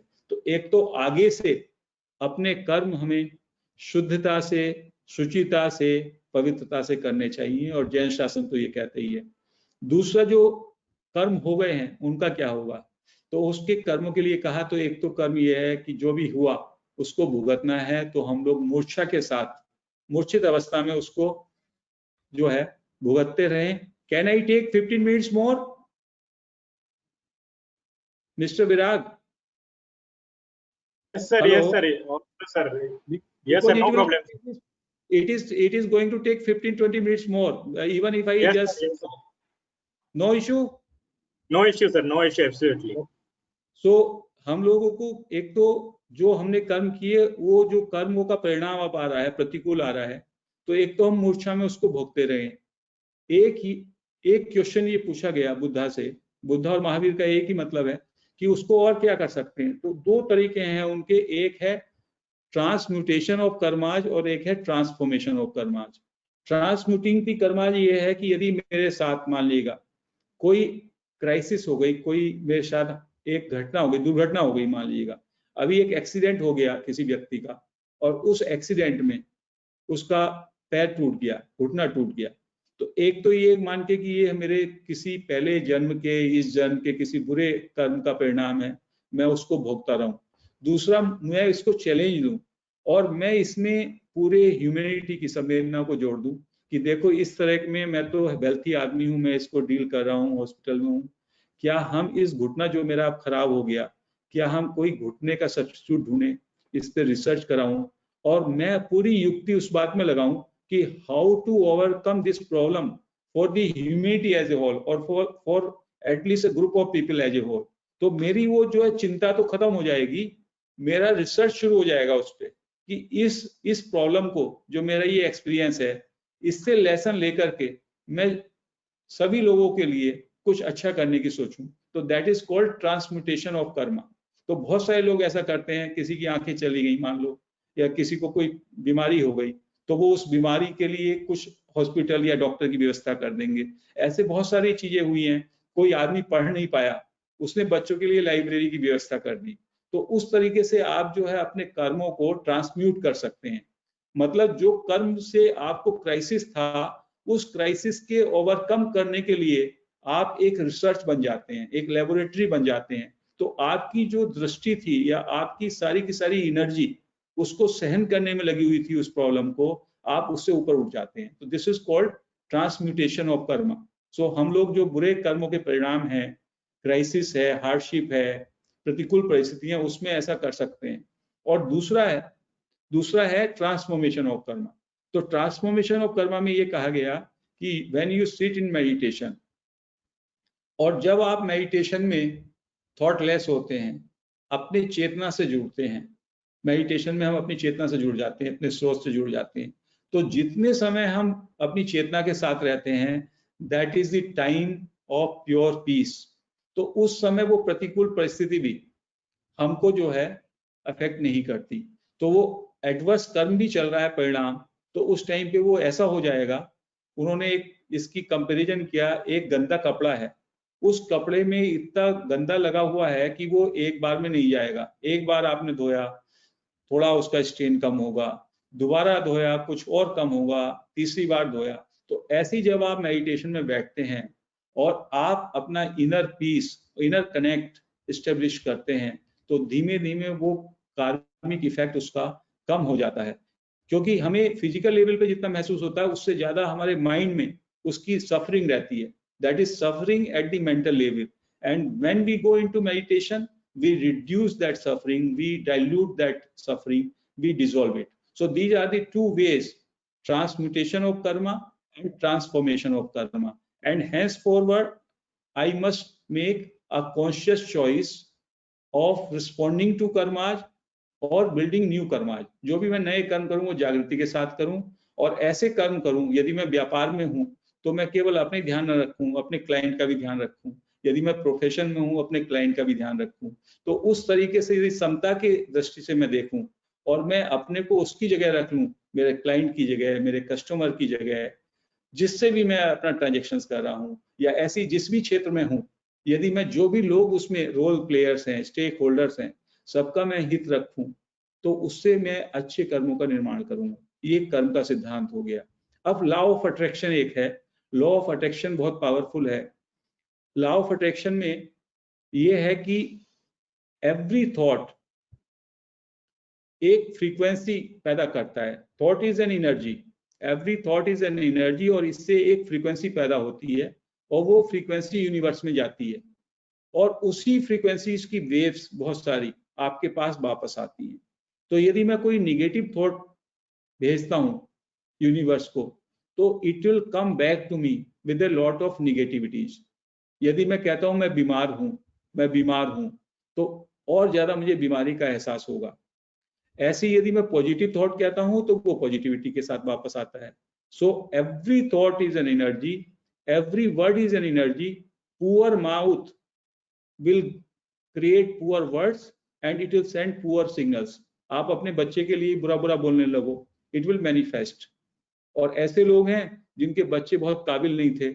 एक मुझे कहानी याद आ रही है, नाम तो नहीं है, कि एक बच्चा वेस्टर्न कंट्री में, जर्मनी में शायद, स्कूल में भेजा उसकी मदर ने, वो पुअर थी मदर, और उस बच्चे को डिसलेक्सिया था उस टाइम पे डिसलेक्सिया की कोई के विषय में किसी को मालूम ही नहीं था। तो वो बच्चा सब उल्टा पुल्टा लिखता था और वो स्कूल में से उसके टीचर ने कहा कि ये तो इन बच्चों के साथ नहीं चलेगा, और उसने एक स्लिप भेजी और वो उस बच्चे ने उसने बैग में रखी और उसके मदर के पास वो बच्चा आता है। मदर उसको देखती है तो और वो टीचर कहता है बेटा आप कल से नहीं आना, और वो अपनी मदर से पूछता है क्या कारण है, मुझे क्यों नहीं मैं जा सकता स्कूल। तो उसकी मदर कहती है बेटा तुम बाकी सब बच्चों से ज्यादा उत्कृष्ट हो और टीचर का कहना है कि तुम उनके साथ पढ़ने लायक नहीं हो क्योंकि उनका लेवल आपसे नीचे है। और बार बार कूट करके वो सकारात्मक दृष्टिकोण उस बच्चे में भरती है, अपने घर पे ही उसको पढ़ाती है वो, जबकि ज्यादा पढ़ी हुई नहीं है, रात और गरीब भी है, पढ़ाती रहती है और बाद में वो बच्चा बड़े होकर के कोई केमिस्ट या कुछ है और उसको शायद नोबेल प्राइज भी मिला। और उसके बाद उसकी मदर की डेथ हो गई। फिर जब डेथ के बाद उस बच्चे ने एक दिन कुछ संदूक खोला तो उसमें वो पर्ची मिली जो टीचर ने लिखी थी, and he was full of tears कि उसकी मदर ने इतने समय तक उसको ये नहीं बताया और उसको ये एहसास नहीं कराया कि तुम्हारे अंदर डेफिशिएंसी है। तो ये होता है कि थॉट वेव्स हम भेजते हैं। तो law of attraction says never send any negative vibration. Every thought you generate in your mind, I am depressed, I am stressful, I am having bad health, I am tired, all will go to the universe. They will create a frequency, and the frequency which you are creating, they will attract the like frequency and they will come back. And so is your thoughts for your children, for your family, everywhere. So now it has been proved by the research that you have to be positive and positive only, and you have to change your perspective also. Perspective के बाद में ये भी होता है कि हमारा जो पूरा जीवन है, हमारा जो फोकस है निगेटिविटी पे होता है। हमारे पास 50 खुश होने के कारण हो, बट हमको जो भी एक ना खुश होने का कारण है वो हम ढूंढते हैं। ये हमारा एक जनरल पर्सपेक्टिव होता है। तो वो कहते हैं उसमें कि you have to change your attitude, you have to count only blessings, you have to think always positive. एक भी नेगेटिव आपको चीज मन में धारण ही नहीं करनी है, उसकी तरफ देखना नहीं है। इसके लिए एक डॉट की एग्जांपल दी जाती है, ब्लैक डॉट की, कि एक दिन एक टीचर ने एक अपनी क्लास में कहा आज मैं नहीं पढ़ाऊंगा, आज तुम्हारा एग्जाम लेता हूं बच्चों से। और उसने एक पेपर दिया और उस पर एक ब्लैक डॉट बनाया और कहा कि अब इस पे जैसा भी आप काम करना चाहो करो। तो किसी ने उस ब्लैक डॉट के चारों तरफ एक घड़ी बना दी, किसी ने उस ब्लैक डॉट को आंख बना के चिड़िया बना दी। सारे पेपर्स उसने देखे और सारे पेपर्स में उसने देखा कि ब्लैक डॉट को ही, ब्लैक स्पॉट को ही केंद्रित करके बच्चों ने काम किया। तो ये हमारी एटीट्यूड है कि इतना बड़ा वो पेपर था, उसमें सारा व्हाइट स्पेस था, उसमें हमने कुछ क्रिएट नहीं किया, हमारी निगाह केवल उस ब्लैक स्पॉट पे गई। तो right from the time we born on this planet, जहाँ जन्म लेते हैं तब से केवल हमारा नजरिया उस काले स्पॉट को देखने का, डेफिशिएंसीज को देखने का, दोष को देखने का होता है। यदि हमें जीवन में आगे बढ़ना है तो हमें बेटर साइड ऑफ लाइफ देखना है, दोष दृष्टि से गुण दृष्टि और गुण दृष्टि से भी ऊपर मंगल दृष्टि। सब कुछ मंगलमय है, जो भी कुछ हो रहा है वो परमात्मा की इच्छा से तो हो रहा है, वो सब मंगल है और उसमें सबका हमारा मंगल है। तो ये लॉ ऑफ अट्रैक्शन है। इसमें बहुत सारी चीजें कही जा सकती थी, but since we are running short of time, so now I take the last principle. Last principle क्या है that is serving the entire community or entire society through pursuit of your passions.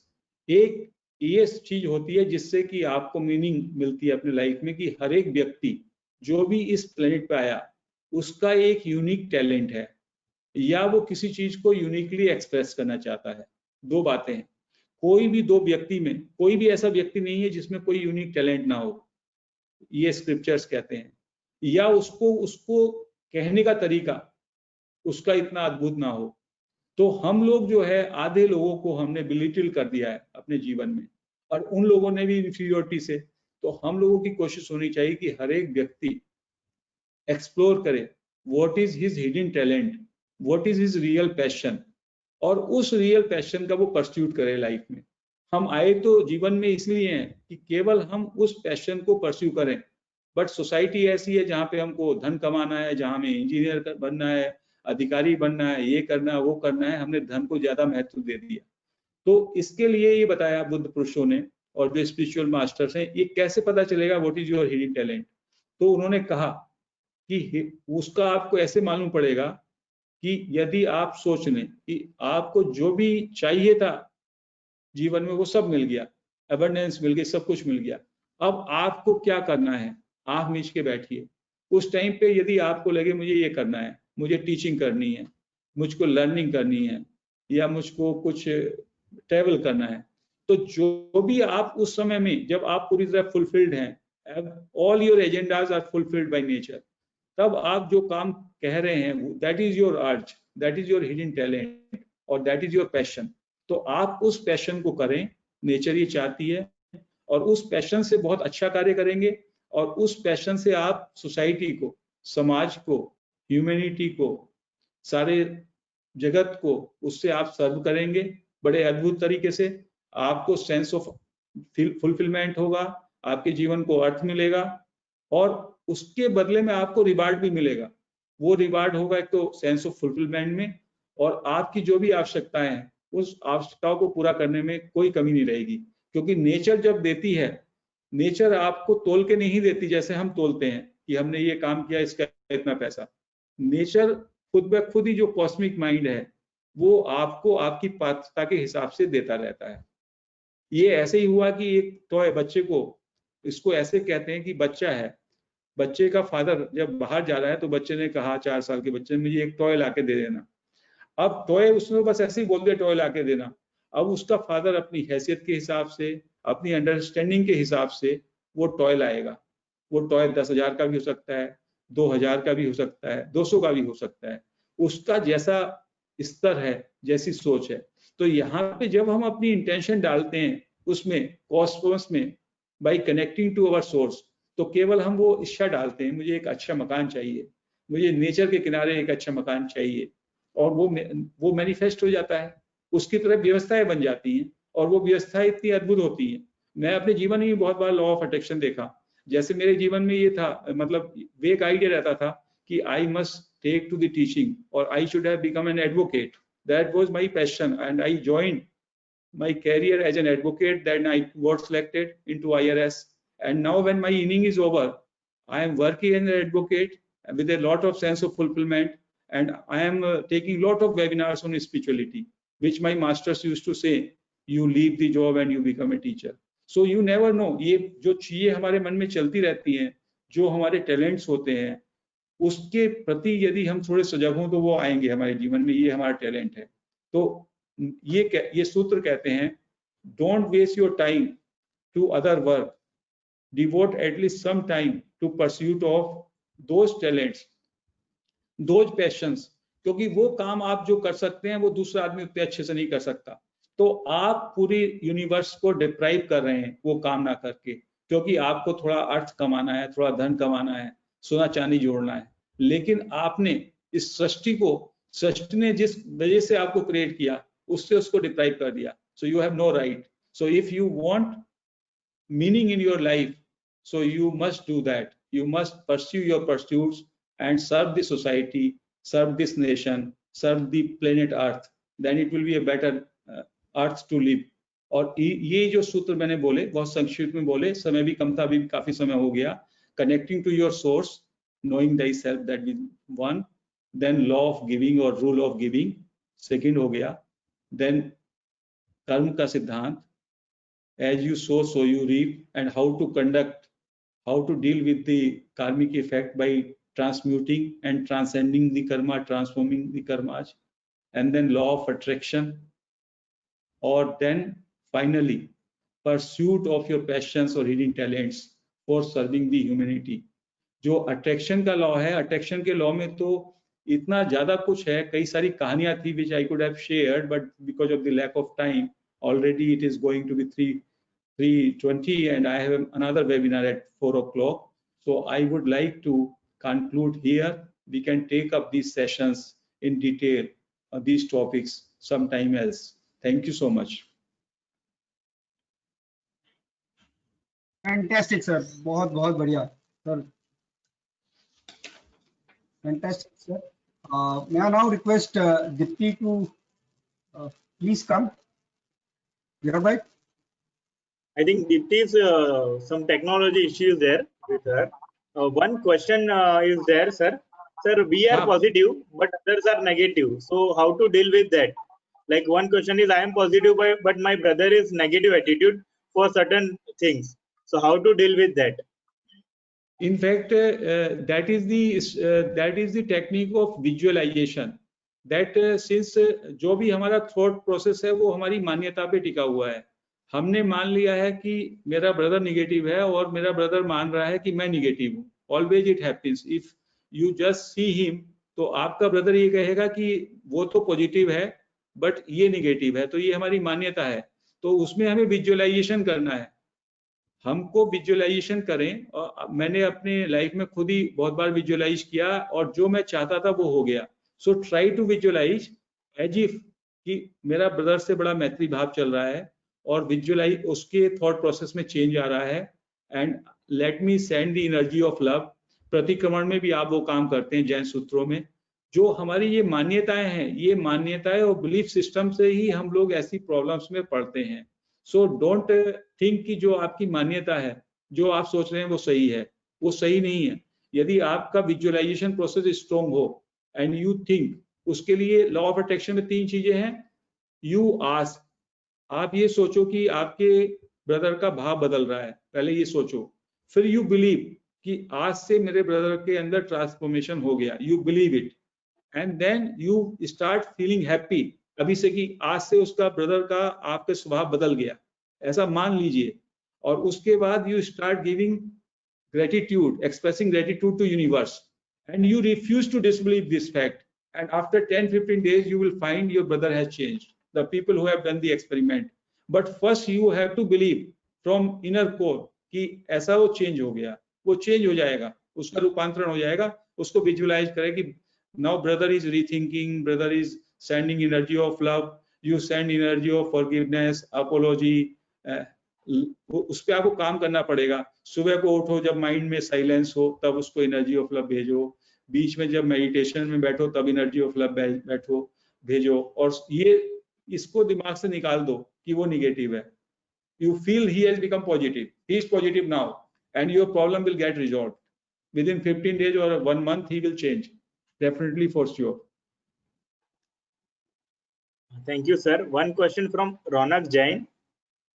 How to control anger and ego? ऐसा है कि जो anger है, anger का तो लोगों ने ये सिद्धांत बताया कि एंगर जब भी आए तो उसको पॉज कीजिए आप. You don't express yourself. You take 2 or 3 deep breaths. जैसे एंगर आए और कुछ भी रिएक्ट करने से पहले 2 या 3 बार आप डीप ब्रेथ ले लें, थोड़ा पानी भी पी लें. जैसे एक आधा मिनट का या 1 मिनट का टाइम निकल जाएगा, योर एंगर विल सबसाइड और आप जो है फिर से अवेकेंड हो जाएंगे, जागृति में आ जाएंगे, क्योंकि वो एक तरह की मूर्छा है उसमें. और ईगो के लिए तो आपको थोड़ा सा स्क्रिप्चर्स को पढ़ना पड़ेगा, थोड़ा मेडिटेशन करना पड़ेगा. क्योंकि ईगो से सब में ज्यादा ईगो सेंट्रिक जो भी जीवन जीता है वो उसका बिल्कुल शैलो होता है, होलो होता है. उसमें कभी भी जीवन में जॉय मिल ही नहीं सकता ईगो से. क्योंकि ईगो में हमेशा चीजें वस्तुपरक जीवन होता है और वस्तु में उतार चढ़ाव आता रहता है. तो थोड़ी ईगो तो ठीक है अपनी आइडेंटिटी को मेंटेन करने के लिए, बट जितने हम अपने जीवन में विनम्रता ला सकें तो उसके लिए meditation and reading the scriptures, imbibing the humility. यदि हम लोग केवल वस्तुपरक जीवन में जिएंगे, जैन स्क्रिप्चर्स को भी पढ़ना है, थोड़ी सी संत वाणी को, मॉर्निंग में अच्छे थॉट्स, डिवाइन थॉट्स करें, मेडिटेशन करें, so it will bring a lot of transformation and your negativities will come down. Ego itself is a negative thing, na? It sends a wrong signal. It is a sense of separation, that you are separate from other human beings, you are separate from the existence, jabki you are part of the existence. I could have told so many things about this, but the time is also not adequate. It will take a lot of time to explain everything. Thank you. Sir, last question we have. How do we align with and apply this principle in our routine life? Like, since these concepts are forgotten and when we are faced with daily life issues, so how to deal with this? All these principles they are talking, all these principles which I have shared. Yes sir, yes. ऐसा है कि जैसा कहा वो perception आपको change करना पड़ेगा। दृष्टि मैंने बताया ना, आप जो अपना अभाव कह रहे हैं, जीवन अभावों का है, तो आप अपने जीवन में अभाव देख रहे हैं, आप अपने जीवन में प्रॉब्लम्स देख रहे हैं, समस्याएं देख रहे हैं। यदि आप अभावों की जगह भाव देखें, उसको सेंस ऑफ कंपैरिजन दें, तो किसके जीवन में अभाव नहीं है? सबके जीवन में अभाव है। तो जो पॉजिटिव चीजें हैं उस पर हमें दृष्टि को परिवर्तन करना पड़ेगा। जैसे ही हम लोग पॉजिटिविटी में जाते हैं, यदि मैं अपने से अंबानी के सामने अपने को रखूं तो मैं अपने को कंगाल पाऊंगा, बट क्या मैं मुझ पे तो I feel I am full of money, I am having abundance in life, मुझको लगता है मुझसे ज्यादा किसी पे नहीं है। तो इनफैक्ट सृष्टि में आपका ये फीलिंग है, आपकी दृष्टि है, दृष्टि पे आपका कोई कंट्रोल नहीं है। आप कितनी भी मजबूत दृष्टि अपने लिए रख सकते हैं, जबकि आपके अंदर बहुत डेफिशिएंसी हो, but you can have your moral very high. तो आई वुड से कि कॉम्प्लेक्स जो हमने पाला हुआ है इंफीरियोरिटी का या डेफिशिएंसीज का, उसकी वजह से हमारी प्रॉब्लम है। हमको अपने माइंड का सॉफ्टवेयर जो मैंने बताया था, एक्सेप्टेंस है, नॉन जजमेंटल है, count your blessings, try to over stretch like a eagle, and whenever there is a problem try to deal with it, कि मैं तो, और इनर सोर्स से कनेक्ट करें। मेडिटेशन में यदि आते हैं तो आपको बहुत चीजों के आंसर मिलते हैं, तो you can become very strong. It requires only a strong will and proper perspective, proper दृष्टि, वही चाहिए उसके लिए। Thank you so much, sir. Sir, now there is no question, only few comments. Thank you. Session is very good. Example and stories are too good from Manoj ji. Excellent guidance from Vanna Dodia madam. So there is a wonderful session, sir. So now would like to request Mahavir ji for formal vote of thanks for our today's session. Punit bhai would like to speak. Punit bhai. It was an excellent, really insightful session, and the small examples that you gave is really wonderful. And would request Mahavir bhai, as sir has also another back-to-back session. Sir is a very busy personality. We are really fortunate for you to be here, sir, along with us.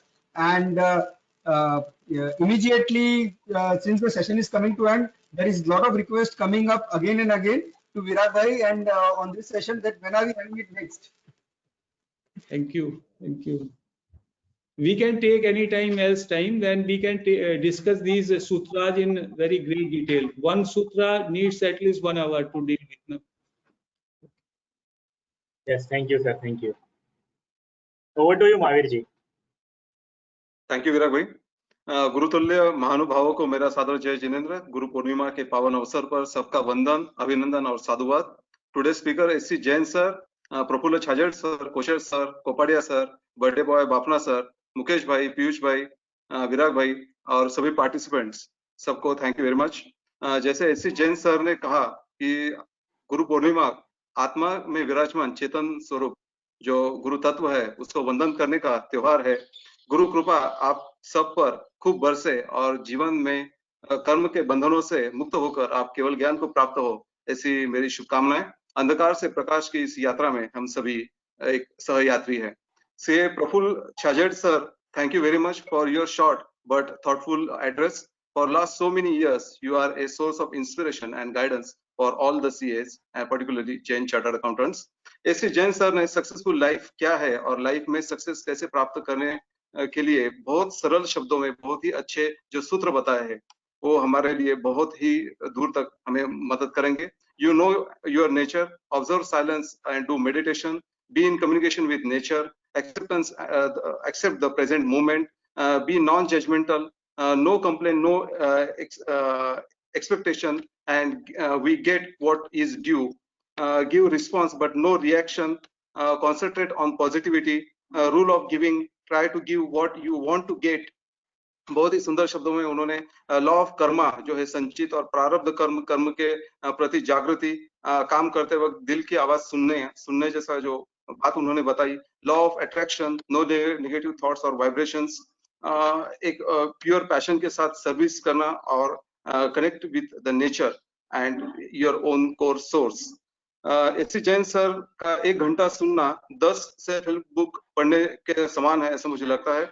और इतने वर्षों का उनका जो ज्ञान अर्जन है, अनुभव है और अनुभूति है, इसका निचोड़ उन्होंने बहुत ही थोड़े शब्दों में बहुत कम समय में हमारे सामने रखा है. सज्जन संगति का एक विशुद्ध अनुभव देने के लिए बहुत बहुत धन्यवाद. Thank you.